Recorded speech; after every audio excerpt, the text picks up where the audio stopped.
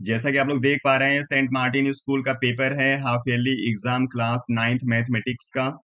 तो इस वीडियो में हम लोग इसके 20 ऑब्जेक्टिव क्वेश्चन डिस्कस करेंगे। तो चलिए हम लोग देख लेते हैं इसके कौन कौन से क्वेश्चन हैं और उसका आंसर क्या होगा। तो यहाँ पे क्वेश्चन नंबर 1 है, the linear equation this has. ये कह रहा है कि इस इक्वेशन के कितने सॉल्यूशंस होंगे। तो जब ऐसा कोई भी प्रॉब्लम आपके पास आता है, आपको चेक कर लेना है वहां पे नंबर ऑफ वेरिएबल कितने हैं। अगर 2 वेरिएबल देता है तो आपको आंसर लिखना है इनफिनाइट, और अगर 1 वेरिएबल होगा तो आपको लिखना होगा यूनिक, मतलब कि 1 सोल्यूशन। यहाँ पे 2 वेरिएबल दिख रहा है एक्स एंड वाई, इसलिए आपको लिख देना है infinite many solution. Question number 2, if 2 comma 0 is the solution of linear equation this, then the value of k। अब यहाँ पे x की वैल्यू 2 और y की वैल्यू 0 आप यूज कर लो, आपको k पता चल जाएगा। तो 2 इंटू 2 प्लस वाई इंटू 0 करके आपको मिलेगा के। ये पूरा 0 हो गया, लिखोगे 4 इक्वल टू के। तो के की वैल्यू 4 यहाँ पे है, चेक कर लीजिए, ऑप्शन ए हो जाएगा करेक्ट।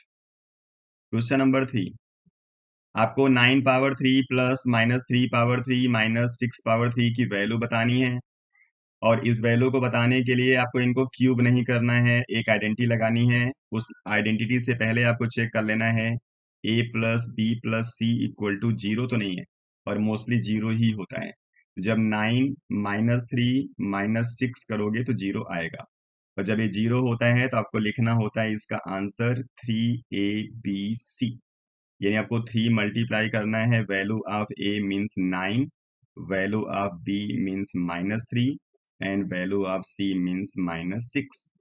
तो 2 बार माइनस है इसलिए आंसर पॉजिटिव आएगा, और इन सारे नंबर को मल्टीप्लाई करोगे तो आएगा 486। इसका आंसर हो जाएगा 486। क्वेश्चन नंबर 4 है, if x plus 5 is a factor of equation this, then the value of k। अब अगर x प्लस 5 आपका होगा फैक्टर, तो यहां से इसका रूट आ जाएगा -5, मतलब x की वैल्यू आपको -5 यहाँ पे यूज करनी है।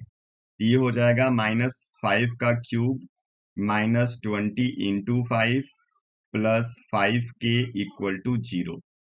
इसको सॉल्व करोगे तो आएगा आंसर 125 विद नेगेटिव साइन। यहाँ पे -5 इंटू -20 करोगे तो आंसर आ जाएगा +100 एंड 5k इक्वल टू 0। इसको सॉल्व करोगे तो आएगा -25 प्लस 5k इक्वल टू 0। तो 5k equal to 25, then k equal to 5। तो k की वैल्यू 5 चेक कर लेनी है, ये भी ऑप्शन ए करेक्ट हो जाएगा। ठीक है, चलिए question number 5, abscissa of a point is positive in. कह रहा है किस क्वाड्रेंट के अंदर जो एब्सिसा है उसकी वैल्यू पॉजिटिव होती है, और एब्सिसा का मतलब होता है वैल्यू ऑफ एक्स। तो आपको जो पहला कोऑर्डिनेट है उसमें दोनों वैल्यू पॉजिटिव होती हैं, मतलब यहाँ पे पॉजिटिव आएगा, और जो फोर्थ होता है उसका आता है पॉजिटिव एंड नेगेटिव। तो x की वैल्यू यहाँ दोनों जगह पॉजिटिव है, इसलिए आंसर चेक करना है फर्स्ट एंड फोर्थ क्वाड्रेंट, इसलिए ऑप्शन बी करेक्ट हो जाएगा। Question number 6, if the area of an equilateral triangle is 16√3 centimetre square, then the perimeter of the triangle is. यहाँ पे एरिया ऑफ इक्विलेटरल ट्राइंगल दिया हुआ है, और इसका फॉर्मूला होता है √3/4 साइड स्क्वायर। अब इसकी वैल्यू दिया है इन्होंने 16√3, तो √3 कैंसिल कर दो, साइड स्क्वायर की वैल्यू आ जाएगा 16 मल्टीप्लाई 4 मीन्स 64, तो साइड आ जाएगा 8। ठीक है, अब यहाँ पेरीमीटर पूछा हुआ है इक्विलेटरल ट्राइंगल का, जो होता है 3 इंटू साइड, तो 3 इंटू 8 कर दोगे तो आ जाएगा 24। आपको चेक कर लेना है 24 सेंटीमीटर।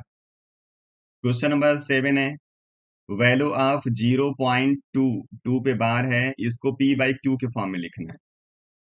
इसको यहाँ से आप डायरेक्ट लिख सकते हो, 2 के नीचे आपको एक 9 लिखना होगा क्योंकि 1 डिजिट यहाँ पे रिपीट हो रहा है। वैसे हम इसको सॉल्व करके आपको दिखा देते हैं। x की वैल्यू लिखोगे 0.2222, इसको रिपीट कर दिया हमने कई बार। अब यहाँ 10 से मल्टीप्लाई कर दो तो ये हो जाएगा 2.2222। हमने 10 से मल्टीप्लाई क्यों किया, क्योंकि 1 डिजिट यहाँ पे रिपीट हो रहा है। अगर 2 डिजिट रिपीट होता तो फिर हम 100 से कर देते। अब इसको आप माइनस कर दोगे तो यहाँ पे आएगा 9x, ये नीचे से ऊपर वाले को माइनस करना याद रखना, और यहाँ से इसको माइनस करोगे तो आ जाएगा 2, x की वैल्यू हो जाएगी 2/9। यही इसका p/q है, चेक कर लीजिए, 2/9। ठीक है, चलिए question number 8। The equation x equal to 7 in two variables can be written as. ये जो इक्वेशन है वो वन वेरिएबल का है, कह रहा है कि टू वेरिएबल का इक्वेशन लिखेंगे तो क्या लिखेंगे। अब जब वन वेरिएबल के इक्वेशन को टू वेरिएबल के इक्वेशन में हम लोग चेंज करते हैं तो वहां पे इक्वेशन में टू वेरिएबल दिखना चाहिए, लेकिन कंडीशन है कि ये इक्वेशन बदलना भी नहीं चाहिए, क्योंकि आप इक्वेशन बदल नहीं सकते। इसलिए जो भी आप दूसरा वेरिएबल यहाँ पे यूज करोगे उसका कोफिशिएंट साथ में लगाओगे 0। अब जब कोफिशिएंट 0 लगा दोगे तो उसको लिखने ना लिखने का कोई फर्क पड़ेगा नहीं, तो आपको टू वेरिएबल दिख भी जाएगा और इक्वेशन भी चेंज नहीं होगा। तो x इक्वल टू 7 था तो x के साथ हम लोग लिख देते हैं 0 इंटू वाई इक्वल टू 7। अब इस इक्वेशन को देखोगे तो यहाँ पे दो वेरिएबल दिख रहे होंगे, लेकिन इसको लिखने का कोई मतलब भी नहीं है। ठीक है, इसलिए इक्वेशन चेंज भी नहीं होगा। तो ये ऑप्शन चेक कर लीजिए, ये ऑप्शन दिया गया होगा या फिर इसको हम कुछ और चेंज करेंगे। या बी वाला ऑप्शन देखिए, यही दिया गया है, इसलिए ये सही हो जाएगा। Question number 9।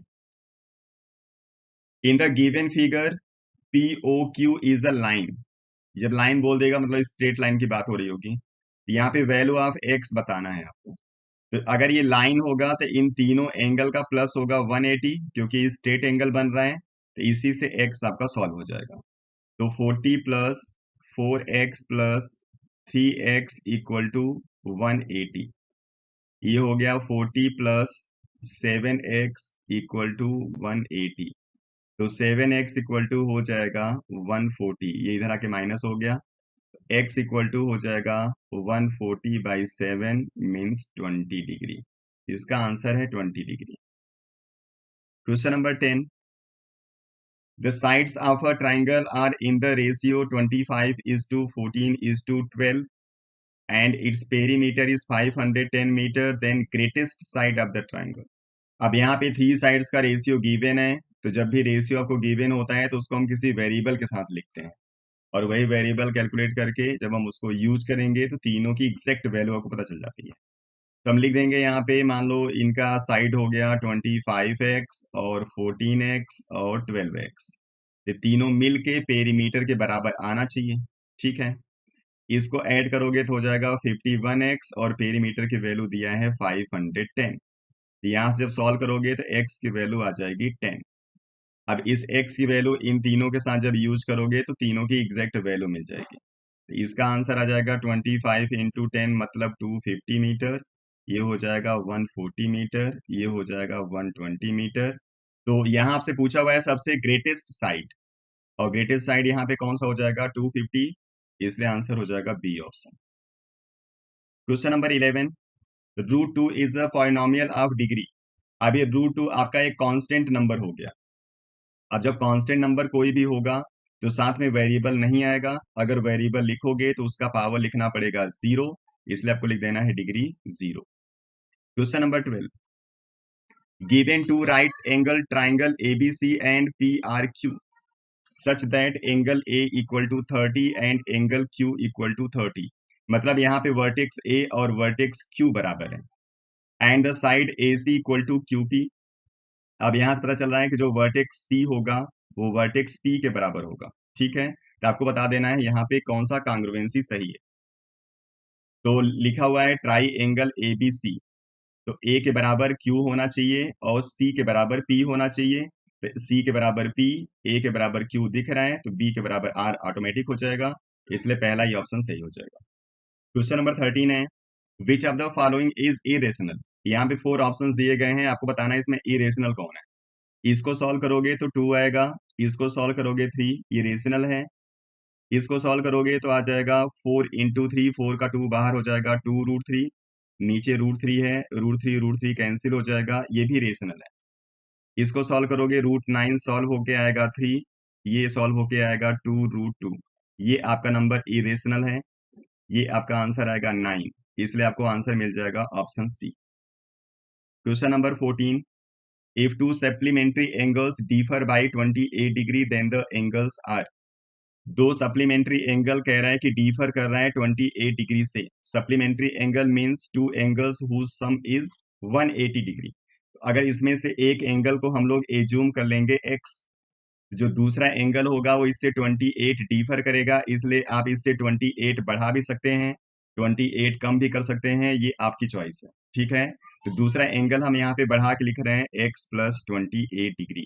तो एक एंगल हमारा ये है, एक एंगल ये है, दोनों सप्लीमेंट्री हैं, इसलिए मिल के कितना होना चाहिए, 180 के इक्वल। इसी को सॉल्व कर दो, आपको x मिल जाएगा, वो छोटा एंगल होगा, उसमें 28 ऐड कर दोगे, दूसरा एंगल आ जाएगा। तो 2x यहाँ से लिखोगे 180 माइनस 28, तो 2x इक्वल टू आ जाएगा 152।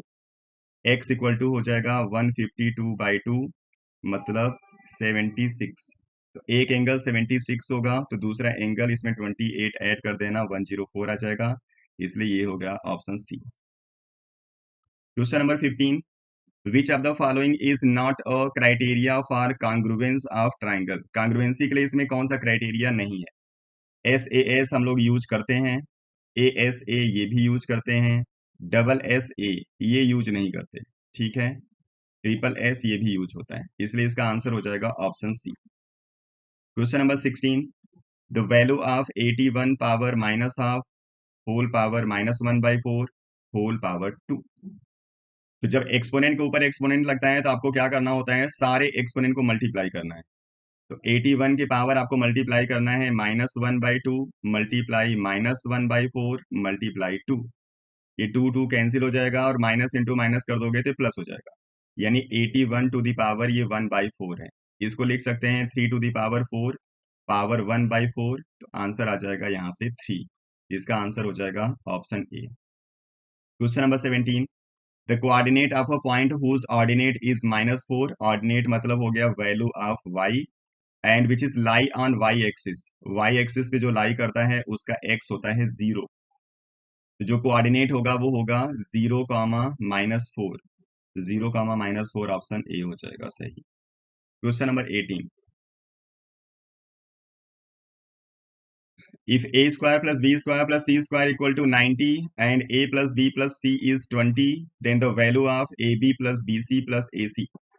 एक आइडेंटिटी हम लोग यूज करेंगे a plus B plus C का होल स्क्वायर। ये होता है A square plus B square plus C square plus 2ab plus B C plus A C. अब इसकी वैल्यू इन्होंने दिया हुआ है 20, तो 20 का स्क्वायर कर दो। इसकी वैल्यू इन्होंने दिया हुआ है 90 प्लस 2 इंटू ये वैल्यू आपको बतानी है। ठीक, तो 20 का स्क्वायर हो गया 400, ये 90 इधर आके माइनस हो जाएगा, ये हो गया 2 into A B plus B C plus A C. इसको सॉल्व करोगे आएगा 310 डिवाइडेड बाई 2, और यही A B plus B C plus A C की वैल्यू होगी। इसको सॉल्व कर दोगे तो आ जाएगा 155। तो आंसर चेक कर लो 155। अब उसके बाद यहाँ पे दो एसर्शन रीजन है, इनको देख लीजिए। एसर्शन है, if a b and c are the sides of a triangle then the area of the triangle when each side is doubled will be 4 this। ये बिल्कुल करेक्ट है, और आप इसको याद रखना, जब साइड को हम लोग डबल कर देते हैं तो एरिया 4 टाइम्स हो जाता है। ठीक है, if A B C are the side of a triangle then the semi perimeter of the triangle is this. ये हो गया पेरीमीटर बाई 2, ये भी सही है, लेकिन ये पहले स्टेटमेंट को एक्सप्लेन नहीं कर रहा है, इसलिए लिख देना है दोनों करेक्ट है लेकिन एक्सप्लेनेशन नहीं है, इसलिए ऑप्शन बी। 20 है, the value of x from the given figure if l parallel to m is 15 degree. अगर एल एम के पैरेलल होगा तो दोनों एंगल हो गए को इंटीरियर एंगल, और इनका प्लस 180 होता है, इसे लिखोगे 120 minus X plus 5x equal to 180। 4x equal to हो जाएगा 60, तो x इक्वल टू हो जाएगा 15, यानी पहला स्टेटमेंट सही है।